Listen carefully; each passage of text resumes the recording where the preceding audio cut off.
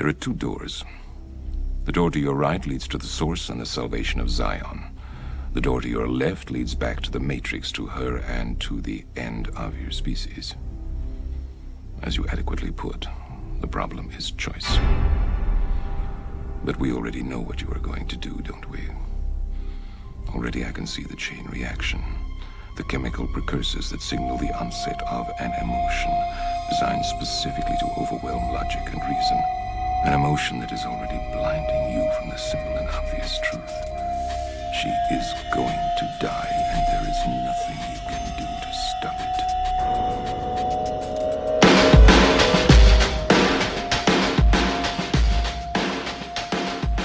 Hi, welcome to the 90s and Beyond, a film podcast that looks at films of the 1990s as well as the newer films that have been sequels to or spin-offs from or somehow are related to those films that came out in the 1990s. My name is Vince Leo. I am the author of the film review website, Quipster.net. You can find all of my written reviews that I've been doing since 1996 right there at Quipster.net. That's spelled Quipster.net. While you're there, I do encourage you to check out the other podcasts that I do. If you like this one, you'll probably like that one as well. It's called Around the World in 80s Movies, covering, of course, films of the 1980s. Find the link at Quipster.net. Today, we're continuing the Matrix films, which started, of course, in the 1990s, just at the very tail end of the 1990s. We're going to get into the second of the Matrix films, called Matrix Reloaded, and it came out in 2003. Matrix Reloaded, like the first one, is an R-rated film. It does have violence, language, and much more sexuality, I guess, implied than the first time around. The runtime is 2 hours and 18 minutes. The cast brings back Keanu Reeves, Laurence Fishburne, Carrie-Anne Moss, and Hugo Weaving. Harold Perrineau also in the film. The screenwriters, as well as the directors, are Andy and Larry Wachowski, known today as Lana and Lily Wachowski, and I actually will touch upon a little bit how at least Larry became Lana during the course of this review. Now, after completing The Matrix in 1999, the Wachowskis were red hot. Warner Brothers offered them the chance to take over their troubled Batman franchise. So they were interested. They're comic book fans and they're comic book writers. And they wrote a treatment for something called Batman Year One, kind of spinning off of that Frank Miller comic book, but decided against pursuing it in the end, since the Matrix DVD revenue alone tripled the very last Batman film to come out, Batman and Robin's box office earnings. The Wachowskis questioned the need to revive a struggling superhero franchise that they felt was ruined pretty much by the last couple of Batman films, when they had a successful one with limitless potential in The Matrix. The Wachowskis decided to meet with their production teams in Venice Beach, California, and that's where they outlined their ideas that they wanted to take for their sequels. They started creating storyboards and coming up with all kinds of ideas of where they wanted things to go. And they realized at some point that their ambitious vision was going to be very costly, especially if they needed to regroup and retrain the actors again in the martial arts and all of that stuff for a third entry as well. So they decided that a big money saver for themselves as well as the studio was to film the next two entries as a single sequel, and the first was going to end on a cliffhanger, and then weeks later it would resolve with a third film that would be released into theaters. Both films would unfold over a few days to maintain consistency in the wardrobe and the sets and the hairstyle, so they were going to economize a big budget film. Even though it was going to be very expensive, it would look like it was even more expensive because of the time and the money that they would save on the budget. As the Wachowskis continued working on this, The Matrix continued to gather a colossal online following. It united millions of fans worldwide from all different countries and cultures. And recognizing merchandising opportunities that might be similar, maybe even approaching Star Wars, certainly as much as Star Trek, the Wachowskis proposed that they could expand their narrative efforts beyond just these movies. They could have tie-ins to video games, to comic books, to animated shorts and novels and TV shows, just like these other big franchise properties. So the Wachowskis started developing ideas for a Matrix video game. They already had one in mind because at the time that they were trying to get the first Matrix made, they were facing a lot of challenges getting it greenlit. And somebody had suggested to them that they should probably make the Matrix into a video game first. And then if it was successful, they could actually use that in order to strike a deal for a movie adaptation. Now, ironically, though, at the time, no game developers were interested, at least not until The Matrix became successful itself. So in December of 2001, Interplay signed a $10 million deal to produce Matrix games for PC as well as some online platforms. The main release, called Enter the Matrix, that would carry a budget of $20 million, and it would include a story that would run parallel and sometimes intertwined with the story that happens in the movie sequels. The Wachowskis thought that they could put at least an hour of exclusive footage for this game based off of this huge 244-page script that they wrote for what they wanted the game to achieve. And they would also, at some point down the road, introduce a massive multiplayer online game called The Matrix Online. They also commissioned 9 short animated films, done in an anime style because the Wachowskis were very much fans of anime. And those were going to also be set in the Matrix universe. Some would be kind of prequels to the first Matrix, and some would be sequels. And some would take place somewhat concurrently. And those would be compiled into a feature, kind of an anthology of these anime shorts, called The Animatrix. The Wachowskis wrote 4 shorts for this film, and then 5 were created by filmmakers that they admired and sought and were able to get on board to create their own version of an anime Matrix short film. The second Matrix film, which was dubbed Matrix 2 at the time, it occurs months after the first.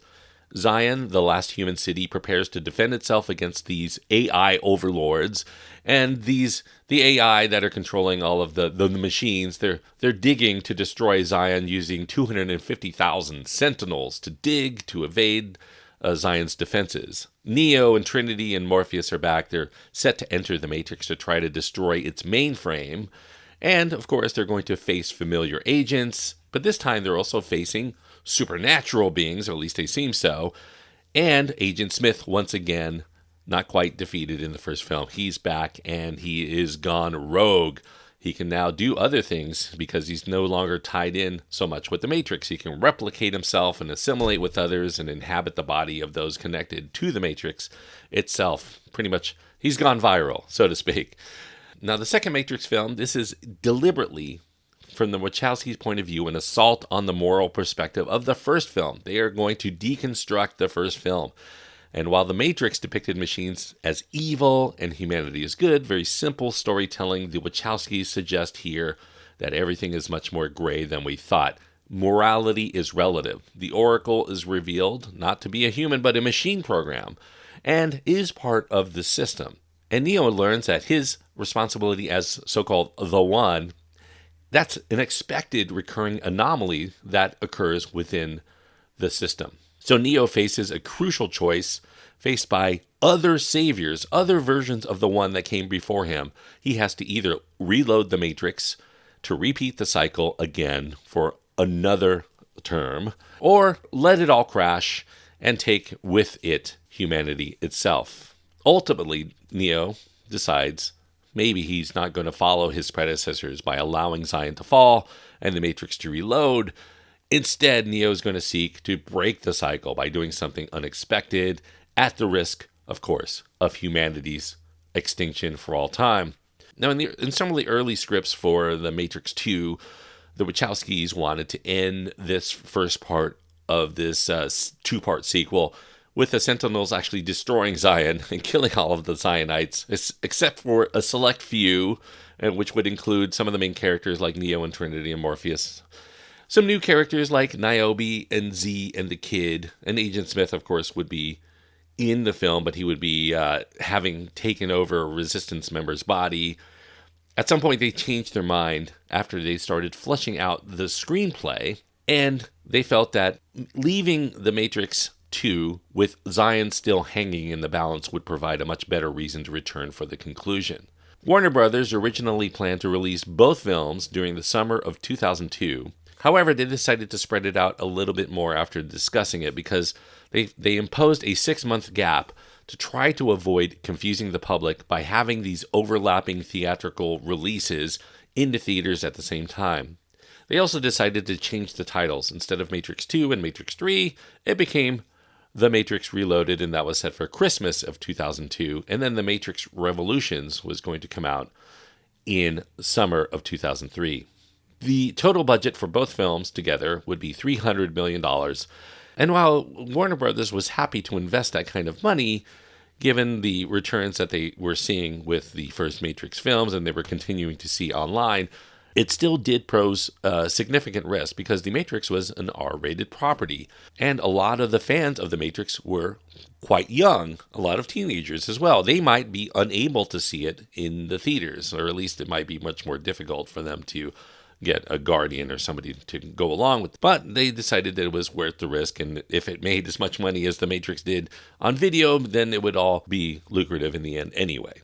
To prevent spoilers, the Wachowskis limited severely script access, even to Warner execs. Very few people got to see the complete script, and most people who were involved only got to see the portions that they were involved in, although many actors did sign their agreements before reading even their portion.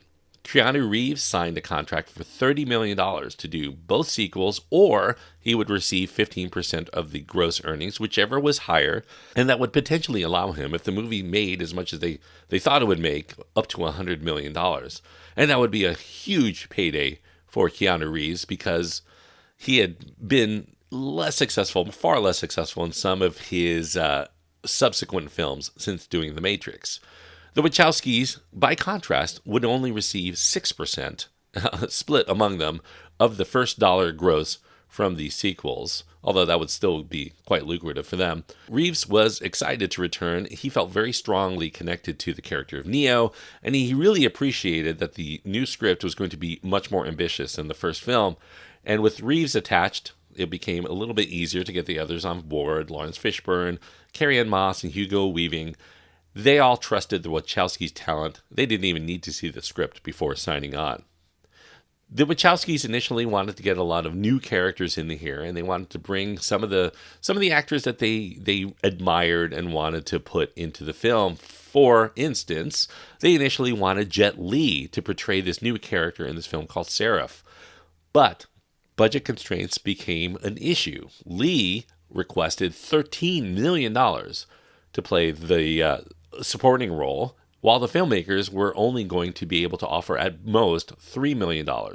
Now, Jet Li felt that he needed a high fee, and it was justified because they wanted to digitally capture his martial arts movements to be used not only for their CG elements, but also their video games. And he viewed those as his intellectual property. They were his bread and butter, so to speak. And Li worried that this could lead eventually, if they had control over his movements and his style, that it would be ripped off endlessly, replicated through digital media in future movies, future games, and he really should not accept a smaller asking price to perform in something that could jeopardize his career in the future because he was going to be getting older. His ability to maintain those moves were going to be diminished, and so therefore, hey, why get a diminished Jet Li when you can get the rights to his digital martial arts skills in his prime? The Seraph character was revised then to attract another actor that they wanted to work with, Michelle Yeoh, but Yeoh could not participate. She had a scheduling conflict with her film, the first film for her new production company. It was called The Touch, and she needed to be in that. She considered it a bigger film for her potential career to get that production company kickstarted. Ultimately, though, they got Taiwanese actor Colin Chow in the role of Seraph.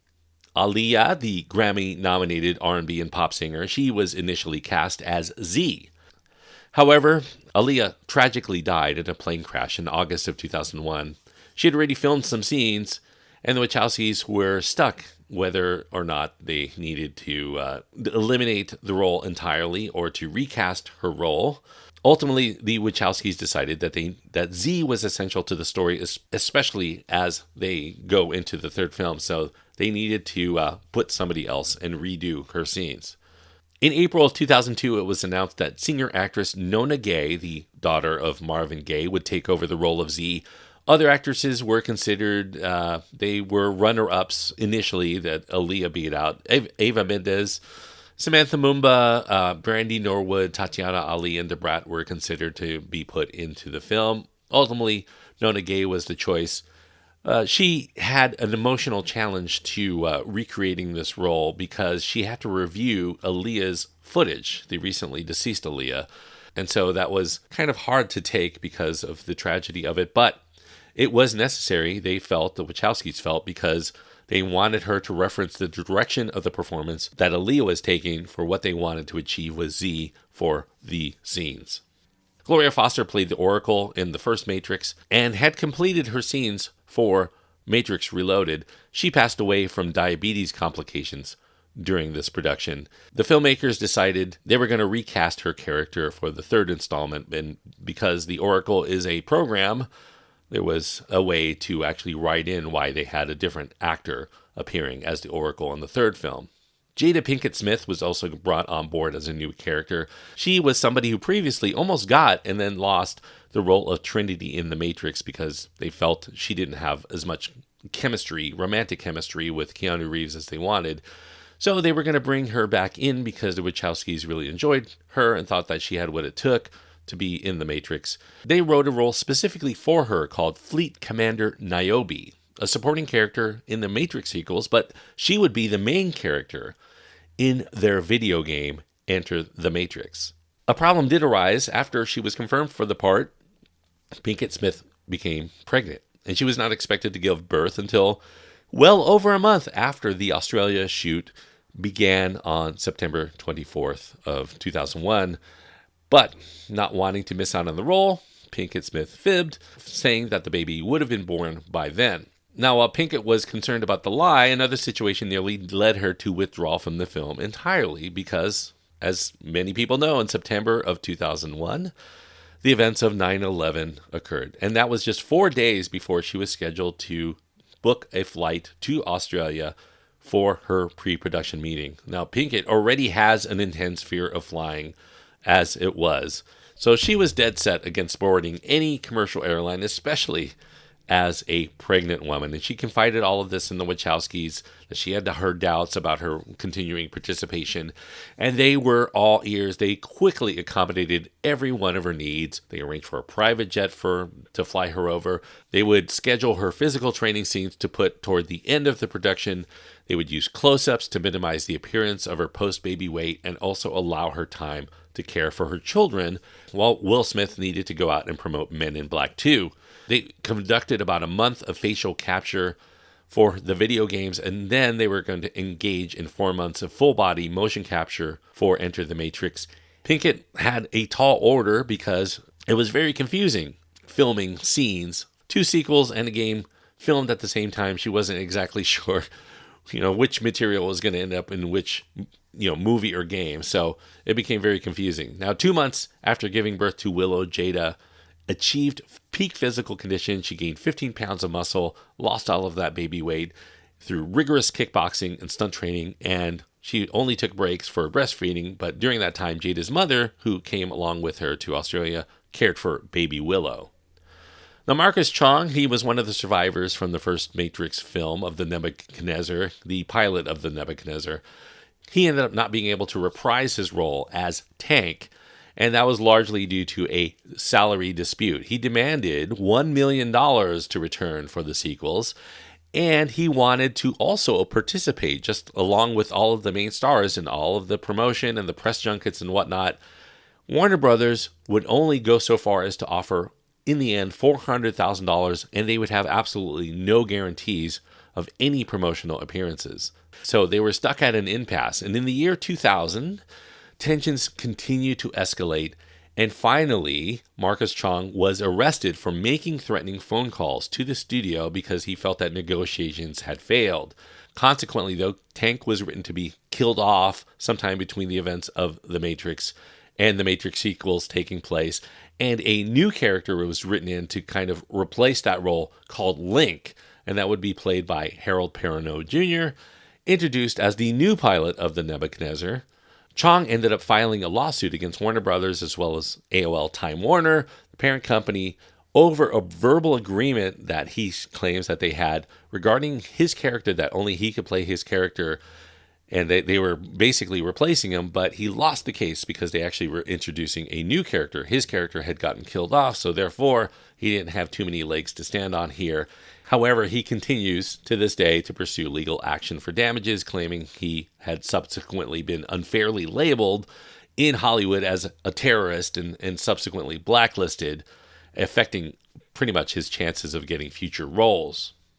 Now, Clayton Watson here is playing also a new character called The Kid. He submitted a scene synopsis during his audition, as did others who were vying for the part. The Wachowskis were really seeking an actor here who could uniquely portray this character that they were actually tying in from one of the stories featured in the Animatrix.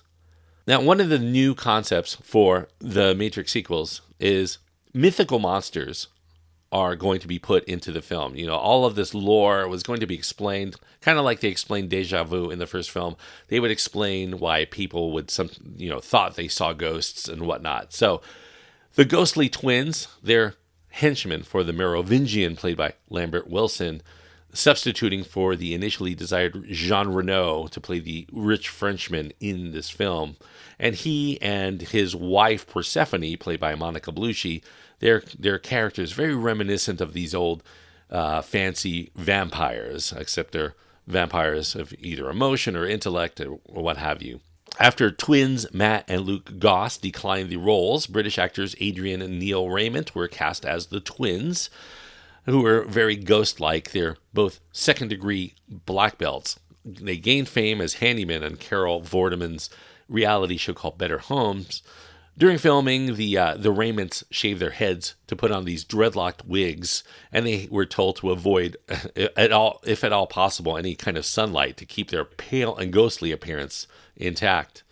The Architect, a prominent new role, initially intended for Sean Connery, who was also sought out for the first Matrix to play Morpheus, but he declined for a similar reason that he declined Morpheus, because he didn't feel any kind of connection with the story. He didn't really know what to make of all of the stuff he was supposed to say in his parts. Because he didn't understand it, he didn't want to be a part of it. So it was subsequently offered eventually to Helmut Bukaitis, who had come in to audition for a different role, one of the Zion elders, one of the counselors. And he was asked unexpectedly not to take one of the smaller roles, but to actually take this role of the Architect, a much more heavy role, a significant character. So he decided to bring forth as much gravitas as he could to play the Architect. And he thought about, what an actor who would play this heavyweight role would be somebody like Orson Welles, the late Orson Welles. So he channeled Orson Welles for his performance. He calls it a dime store imitation, but he does a pretty good job in imitating Orson Welles as the Architect. Fight training was held on weekdays in a Santa Monica warehouse, led by, once again, renowned choreographer Yuen Wu Ping, who was an expert in wirework kung fu. For movies, participants practiced fluid backflips and cartwheels, and this time, instead of facing opponents one at a time, they were going to try to fight multiple opponents at the same time, so it required much more complex and faster choreography, but not so fast that the punches would be seen as unconvincing, or their kicks would not be able to take down the target successfully. They had to run through the choreography until it all looked plausible. The increasingly complex choreography further risked, of course, injuries. In the second week of production, Moss broke her knee from a stunt wire fall, and that required 6 weeks on crutches and upper body strength training. Reeves, he had left ankle pain, but he found no issues on an MRI or X-ray, but still they wanted him to wear a cast for a few days as a precaution. And ultimately, he was always tired at the end of working out for the day and needed an ice bath at the end of each session for relief. Laurence Fishburne, also this time out, sprained his wrist after hyperextending it, so he had to wear something on his arm for a while. Now, due to a scheduled strike in Australia, the Wachowskis had to postpone production there, And so they decided to focus instead on special effects work in the United States until the issue was resolved. Now, the strike ended up being averted in the end, but the extra time did allow for enhanced visuals that could take place before the film's release, so they could really perfect a lot of what they were going for. Ultimately, though, the film was on track to greatly exceed its budget, and that led them to have to renegotiate with some of the key talent on board to give them back-end deals for higher profit shares in exchange for lower upfront payments.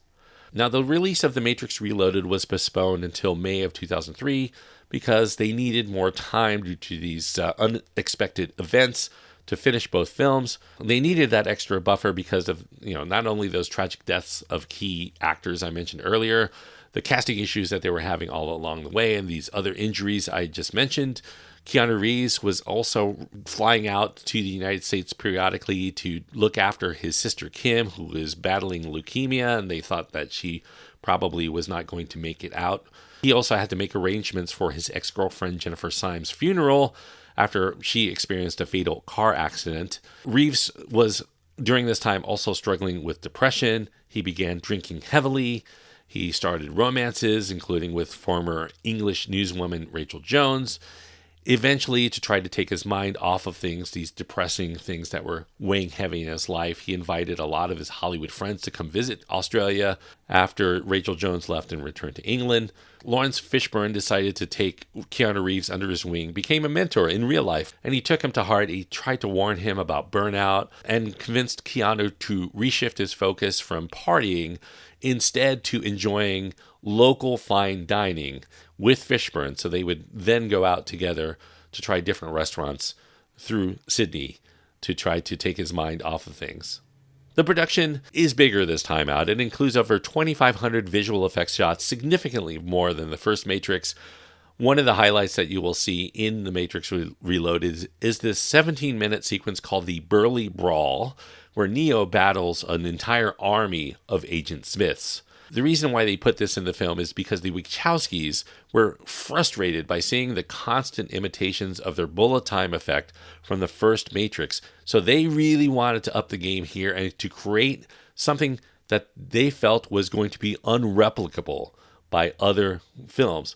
So they put more money and more time and more effort and more effects than any other film would probably ever put into a sequence like this. $40 million is what the Burly Brawl itself cost, and it took 2 years to render all of the effects, making it the most expensive fight scene ever to appear in a movie at the time, and I think it still has the record today.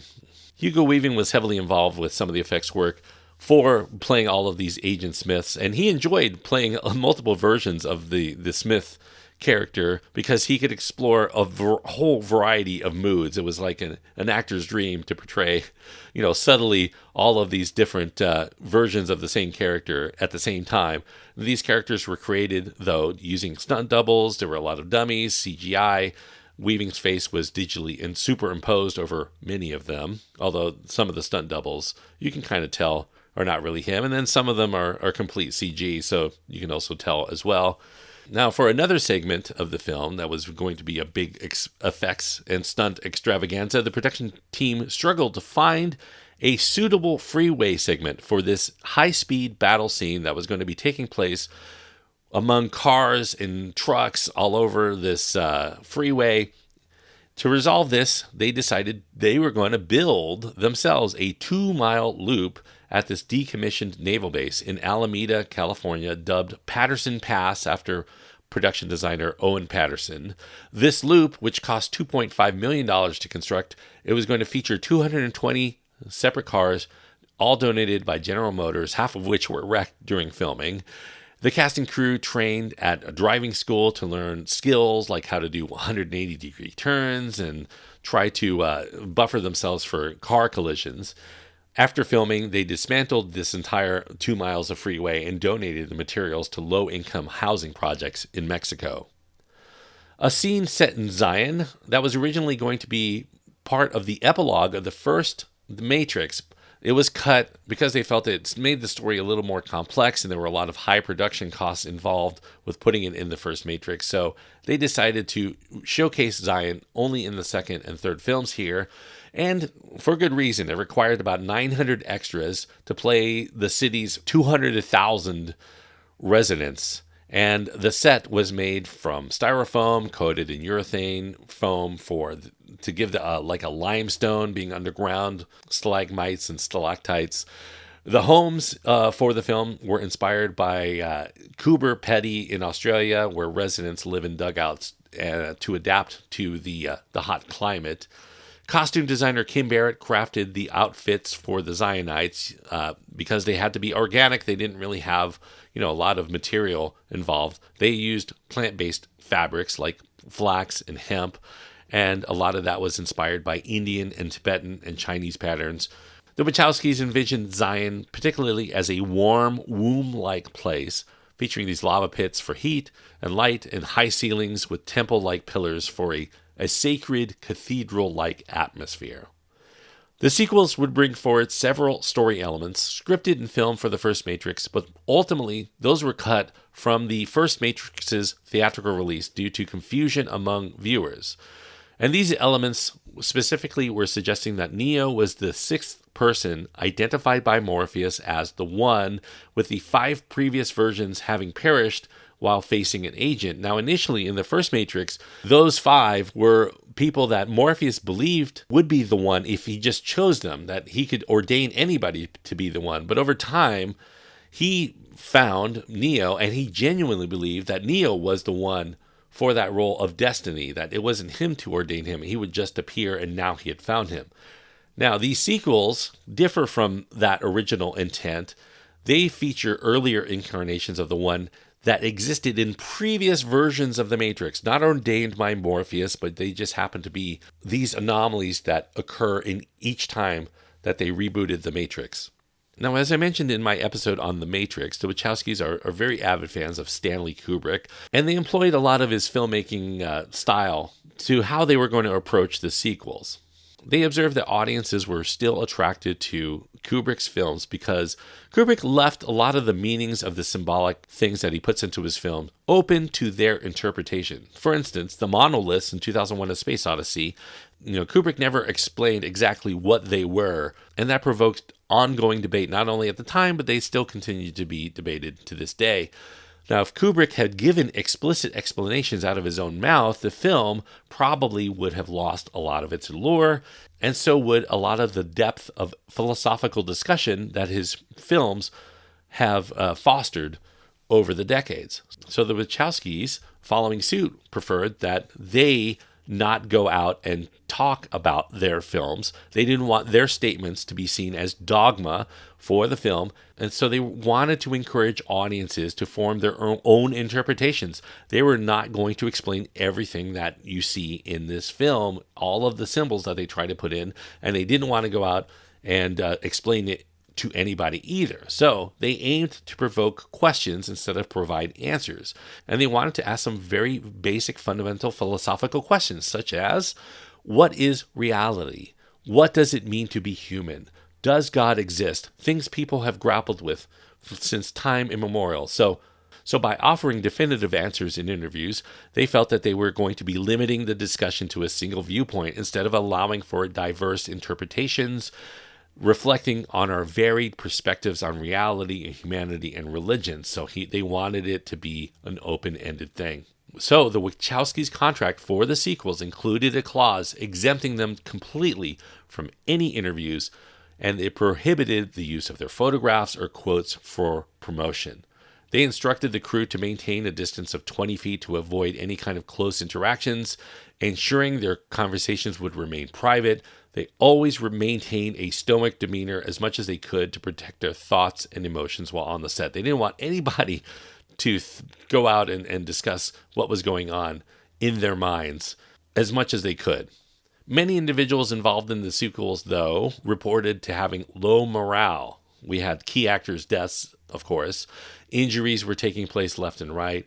There were still ongoing disputes over salaries, over budgets. Those were all considerations. It became kind of a drag.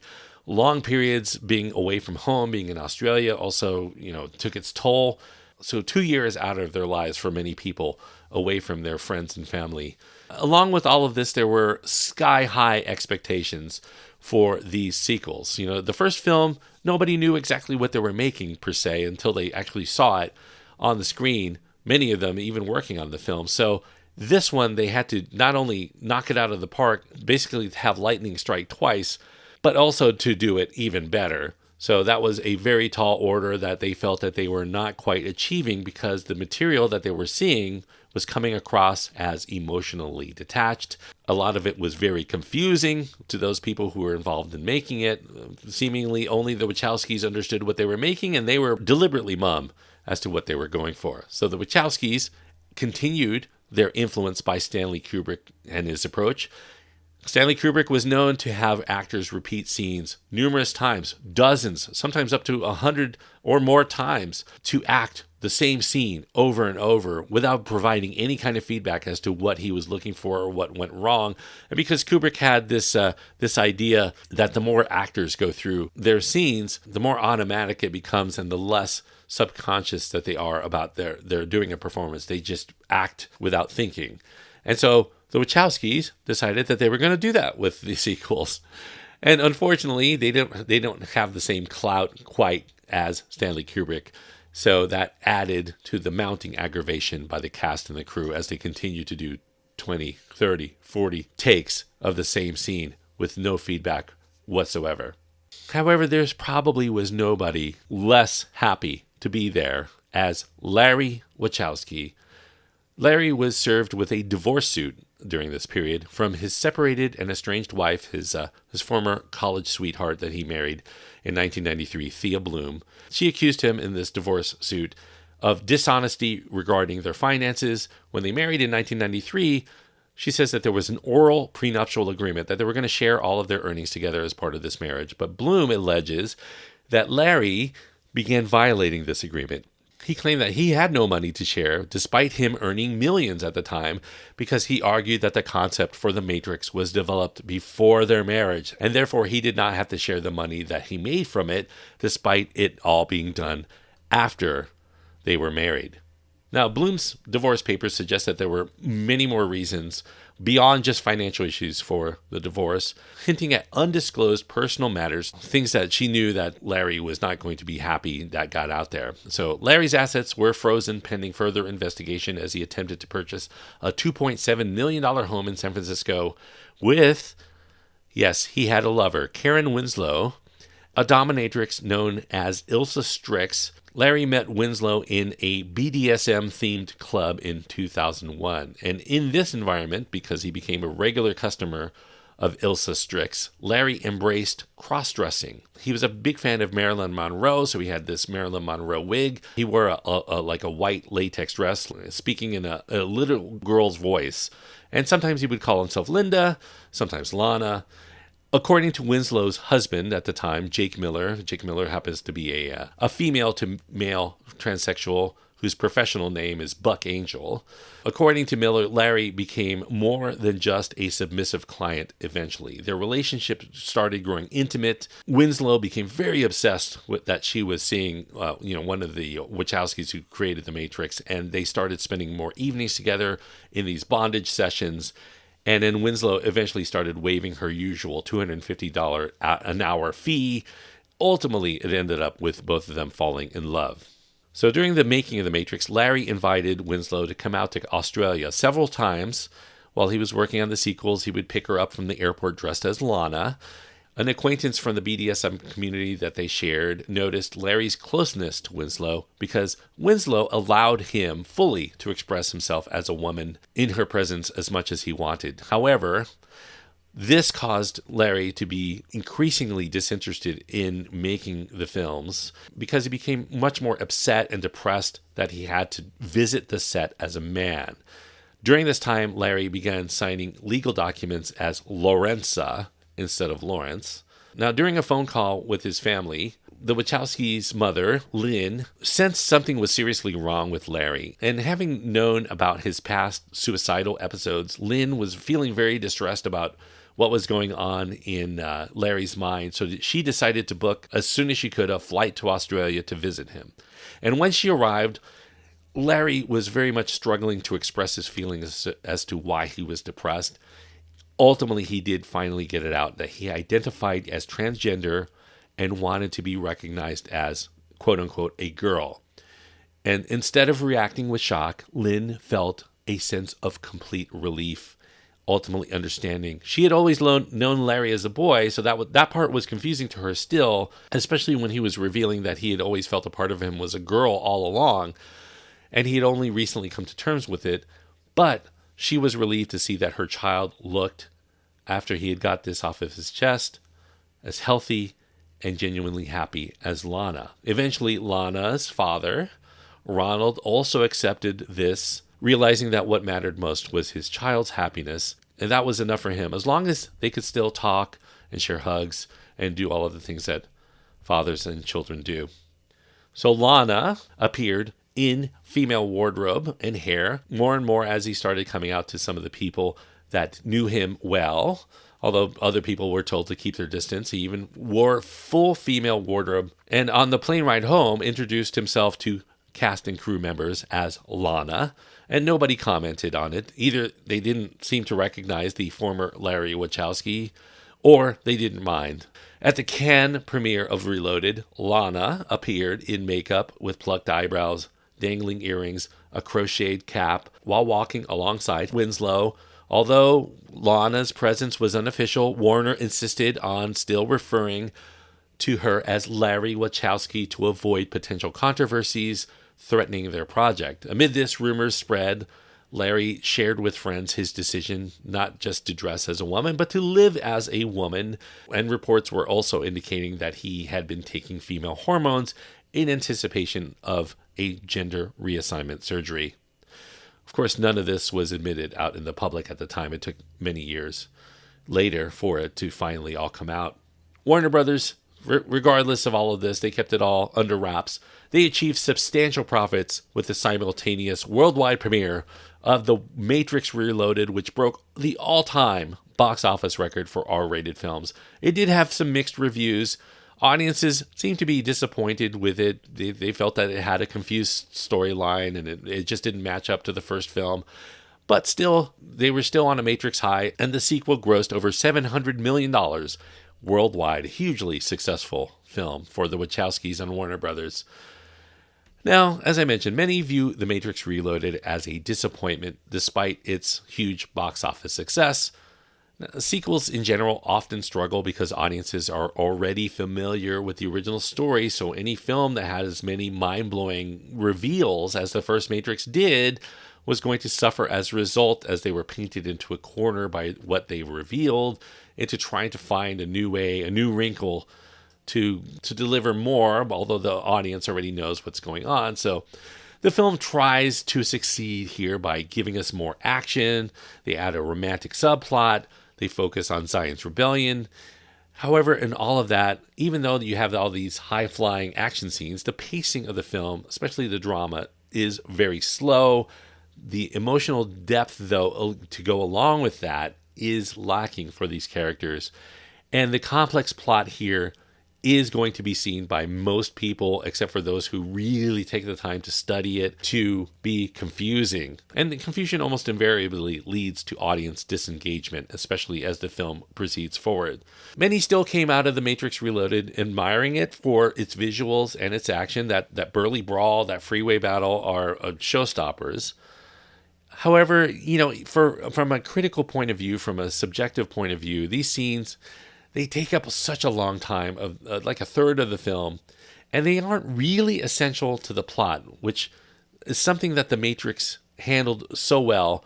It seems like the film just kind of comes to a stop so we can admire all of these effects, and then we come back to the story, a story that we're confused by. The fight with 100 Agent Smiths, that's, it's visually impressive, but there's still a frustration from a logical point of view that fly like from the start. And even though you might have a rationale as to why he would fight all of these Agent Smiths on the ground without flying around, the Wachowskis do themselves no favors by trying to be very coy about revealing anything, pretty much, about what's going on.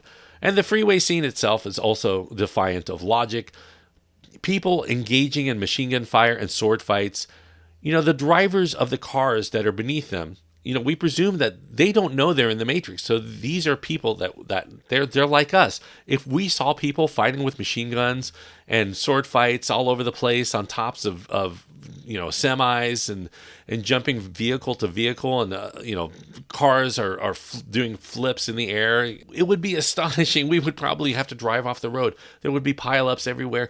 But yet, when we watch the film, there's just really no reaction. Occasionally, a car will swerve to avoid hitting another car, yet they proceed forward at the same clip. It's almost like they're oblivious to the fight that's going on around them. All of these so-called drivers, these regular people down below. And the problem is these sequences are all prioritizing visual entertainment, really, and it loses a lot of the psychological depth that the Wachowskis intended for these films.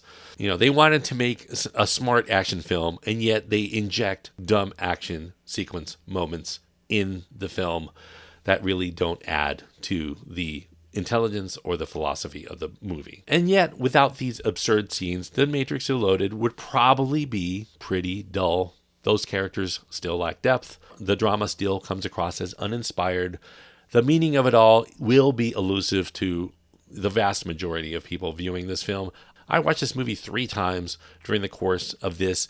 I actually am at a point where I feel like I understand to a large degree what's going on in The Matrix, and yet I'm going to give it the same grade I would give it, even though I understand more of it, because the inherent storytelling flaws are still there. The action is good, but it's excessive, and it doesn't really move anything forward. Love scenes, this whole love story between Neo and Trinity, we get a big orgy scene, so to speak, like intercut with Zionites undulating and dancing and what have you, but it's not steamy. It's not really necessary, I think, for the story. I feel like the Wachowskis probably overthought what was going on in the film. They felt audiences had a depth of feeling with these characters that just was not there. People loved The Matrix not because they were invested in the characters per se. They were invested in the revelations and the intricacies of this plot. And unfortunately, the revelations are not that interesting here. And these characters are just so wafer thin, and we cannot relate to them at all on any emotional level as lovers. So the confusion for the Matrix films continue to deepen as the universe begins to expand. They also try to include elements from the Matrix comics and the animated shorts and the video games into this film as well. Viewers would have to need to engage with all of these other media to try to understand the whole story. And yet, Reloaded on its own offered audiences little assurance that all of the additional content, by watching the Animatrix or playing Enter the Matrix or reading any of the online comic book stories, that it was going to be worth their time or money to invest in to ultimately come out of Matrix Reloaded feeling like they got a complete and satisfying story. I think the satisfying part is what was elusive to it. Even if they understand it more, it doesn't necessarily make it a better film. So it is a bit of a misfire here from a critical point of view, even though it nailed it at the box office. So that is why I can only give The Matrix Reloaded 2.5 stars out of 4. 2.5 stars on my scale means I do think that it had all of the tools, all of the talent, and had all of the money that you could want to throw at this. Special effects galore, great action sequences and all of that, costumes and set design, production design, everything that you could want in a film is all thrown in here. And unfortunately, bigger does not always mean better. And there's no better example of that than The Matrix Reloaded. 2.5 stars out of 4 is the best I can give it, because I can't quite say it's a good film that would satisfy most people. If you have your own thoughts on The Matrix Reloaded you want to impart, you can find my contact information at my website. That's at quipster.net, QWIPSTER.net. While you're there, you can also find links to my social media, as well as my email address, quipster@gmail.com. You please write to me if you want to discuss anything. Just tell me what you think of the show, or you have any ideas of what you would like on future episodes. As far as what I'm going to be discussing on next week, well, it would make sense for me to continue on with the Matrix Revolutions, which is the third of the Matrix trilogy, although it's more than a trilogy apparently now. But I'm going to actually take a pit stop here, because before the Matrix Revolutions came out, there was actually a release on video of the animated shorts that have additional Matrix stories called The Animatrix. I mentioned it earlier, so I will actually cover the making and some of the behind-the-scenes work and some of the subtext of The Animatrix on the next episode here of To the 90s and Beyond. So check that out if you haven't checked it out before. If you're a big fan of The Matrix and never really got around to watching The Animatrix, probably a good time too, as I give you a deep dive into it for the next episode. But even if you don't see it, hopefully you will still tune in and listen to what you may have missed. But until then, thank you everyone for listening and joining me as we continue to travel together to the 90s and beyond.